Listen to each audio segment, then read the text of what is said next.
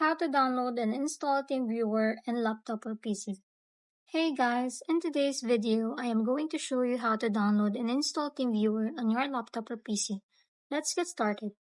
First, open any browser you have on your computer. Once it opens, go to Google and search for TeamViewer, download for PC. Click on the official TeamViewer website link, and this will take you to the download page. Once you're in the download page, make sure to check the Windows version. Scroll down a bit and find the option that says Download TeamViewer. Click that button. Once the download starts, give it a few seconds to finish.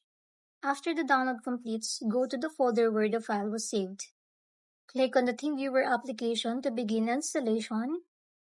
And once the installation is complete, you will see a screen asking you to accept the terms and conditions. Just check the box and click Continue. TeamViewer will show you some new features. You can close that window once you've seen the updates. And that's it. You have successfully installed TeamViewer on your laptop or PC. Now you can share your ID to access other PCs provide support. And you can also receive support from other users. If this video helped you, don't forget to like and subscribe for more helpful tutorials.